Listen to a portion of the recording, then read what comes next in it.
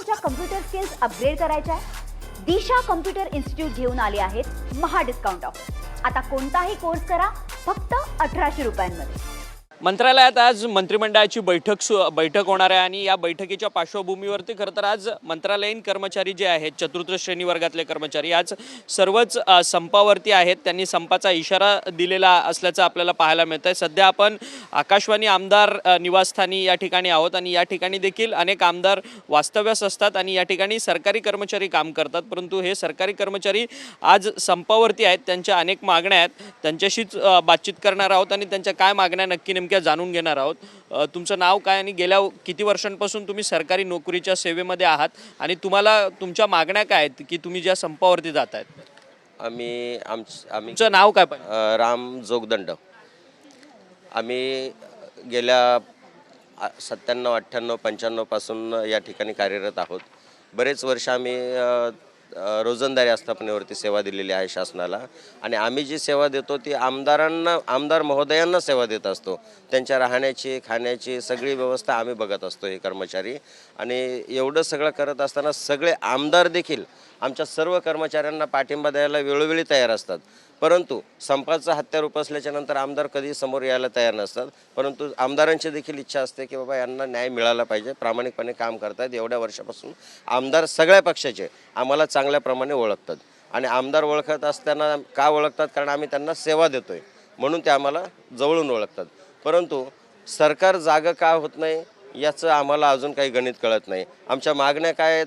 फार माफक मागण्या असतात की बाबा आम्हाला जुनी पेन्शन मिळाली पाहिजे. कारण आम्ही वयाच्या तारुण्यापासून तर म्हातारपणापर्यंत आम्ही शासनाला सेवा देत असतो आणि ही सेवा दिल्याच्या नंतर जेव्हा वयोमानानुसार निवृत्त होतो तेव्हा निवृत्त झाल्याच्या नंतर शासनाने जी नवीन स्कीम आणलेली आहे DCPS काहीतरी, त्याच्यामध्ये जो कर्मचारी रिटायर होतो आहे त्याला फक्त 1,500, 2,000, 2,500 वरती पेन्शन मिळत नाही. आणि अशा 2,500 मिळणाऱ्या पेन्शनमध्ये कर्मचारी पुढं उतार वयामध्ये कसा जगावं? आजच्या महागाईच्या युगामध्ये त्याला ते जीवन जगणं किती अडचणीचं होऊ शकतं. हे सगळं सरकारला दिसत असताना देखील आम्ही सरकारकडे एवढीच मागणी करतो आहे की जी कामगार कायद्यानुसार जुनी पेन्शन स्कीम होती तीच पेन्शन आम्हाला सगळ्यांना दिली जावी आणि ती आमदारांना पण दिली जाते.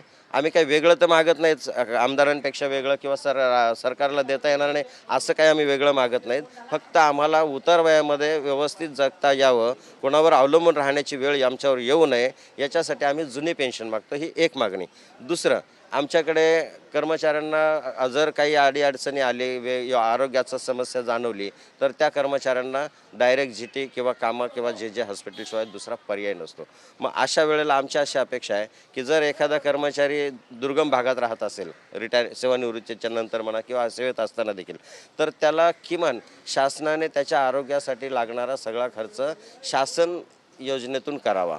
जसं पोलीस डिपार्टमेंटला जरी काही अडचण आली आरोग्याची तर त्यांचा सगळा खर्च त्यांचं डिपार्टमेंट करतं. तशी स्कीम शासनाने सर्व कर्मचाऱ्यांना सगळ्या स्तरावर लागू करावी आणि आरोग्याची समस्या, हॉस्पिटलची समस्या सुटली जावी. ही दुसरी समस्या. तिसरं, आज कर्मचारी आम्ही वर्ग 4चे कर्मचारी आहोत. आम्ही फार शिकलेले किंवा सुशिक्षित वर्ग नाही आहे.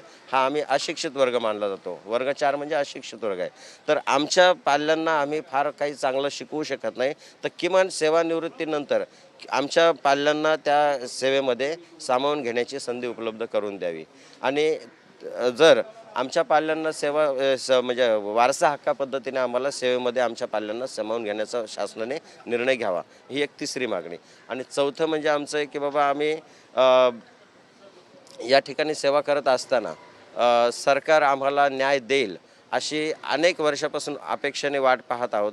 परंतु सरकार देत नाही, कोणतंही सरकार देत नाही, टाळाटाळ केलं जातं. तर ह्या सरकारकडून आमची प्रामाणिकपणे अपेक्षा आहे की हे सरकार आम्हाला देईल अशी आशा वाटते. म्हणून आज आम्ही सगळे तुमच्या सहकार्याने संपात आहोत. तुम्ही सगळ्यांनी आमचा आवाज सरकारपर्यंत पोहोचवावा. तर आपण पाहिलं तर यांनी सगळ्या मागण्या, त्यांनी जोगदंडांनी आपल्या मागण्या सांगितल्या. परंतु ह्या आपण पाहू शकतो की चतुर्थ श्रेणीचं हे पत्र आहे त्या कर्मचाऱ्यांच्या संघटनेचं. या पत्रावरती त्यांनी सगळ्या मागण्या सुद्धा दिलेल्या आहेत. खरं तर आज मंत्रिमंडळाची बैठक आहे, विविध कामं लोक ग्रामीण भागातून घेऊन या ठिकाणी मंत्रालयात येत असतात. त्या सगळ्यांची गैरसोय तर होणार आहे, परंतु या कर्मचारी इथे आंदोलन करतात आहेत, त्यांना विचारूया की कधीपर्यंत हा तुमचा सगळा संप जो आहे तो तुम्ही करणार आहात. तुम्ही एकंदरीतच सरकारी कर्मचारी आहात की कंत्राटी आहात? तुमच्यासोबत कंत्राटी कर्मचारी देखील संपामध्ये सहभागी आहेत. आता आज संपाचा दुसरा दिवस आहे आणि महाराष्ट्रामधून सर्व 17 लाख कर्मचारी या संपामध्ये सहभागी झालेले आहेत. ह्याच्यामध्ये जे बदली कामगार आहेत ते सुद्धाही म्हणजे संपामध्ये आम्हाला सहकार्य करतायत आणि त्यांच्यासाठी मागणी आहे आमची, जी आता म्हणजे एवढे कर्मचारी सेवानिवृत्त झाले, मृत्यू पावले गेले आणि त्याच्यामध्ये किती म्हणजे बहुतेक म्हणजे 90% पदं रिक्त झाली आहेत क्लास 4ची. त्याच्यामध्ये शासनाला एवढीच विनंती आहे की जेणेकरून ती रिक्त पदे त्यांनी सरळ सेवेनुसार भरती करावी, जेणेकरून आता उर्वरित राहिलेले कर्मचारी आहेत त्यांच्यावरती कामाचा ताण जास्त वाढलेला आहे. ज्या ठिकाणी 5-5, 6-6 म्हणजे कक्षसेवक असो, म्हणजे वॉर्ड बॉय असो, आता त्या ठिकाणी फक्त 1-1, 2-2 राहिलेत. त्यामुळे त्या लोकांना भरपूर त्रास होतोय. अशी आमची इच्छा आहे की सरळ सेवेने शासनाने भरती करावी. आज 15 महिन्यापासून आम्ही प्रस्ताव निवेदन पाठवलेत, पण त्याचा आम्हाला काही शासन उत्तर देत नाही आहे. त्यासाठी शासन आम्हाला जोपर्यंत निर्णय देत नाही तोपर्यंत आम्ही आमचा संप चालू ठेवू. परंतु मंत्रालयातले देखील चतुर्थ श्रेणी कर्मचारी सगळे संपावरती आहेत का? हो, म्हणजे मला साथ आहे का सगळ्यांची? खरं तर एकजुटी कुठे दिसत नाही, कारण की आज तुम्ही सगळे इथे एकत्रित येत आहेत, परंतु तशा मोठ्या संख्येने कामगार काळ्या फिती लावून ह्या सगळ्या संप वगैरे करणार आहेत का काही? आता कसं आहे माहिती आहे, आता मंत्रालय असो, आमदार निवास असो, हॉस्पिटल असो, ज्या ठिकाणी जो कर्मचारी आहेत सर्व, जसं आम्ही या गेटवरती उभे राहून आम्ही संपाचं म्हणजे हे करतोय त्या पद्धतीने सर्व ठिकाणी संप चालू आहे.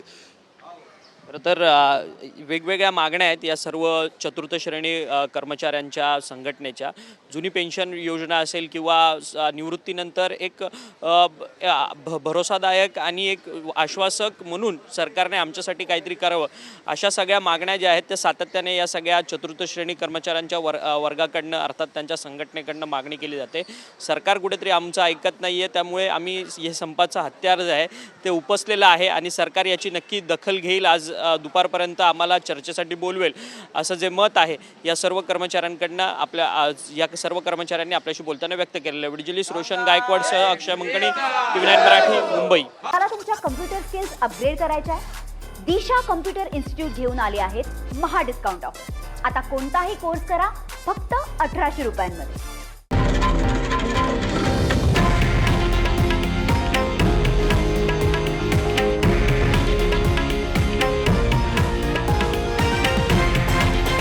हे आहे देशातील नंबर 1 न्यूज नेटवर्क आणि आपण पाहत आहात TV9 मराठी, एकमेव.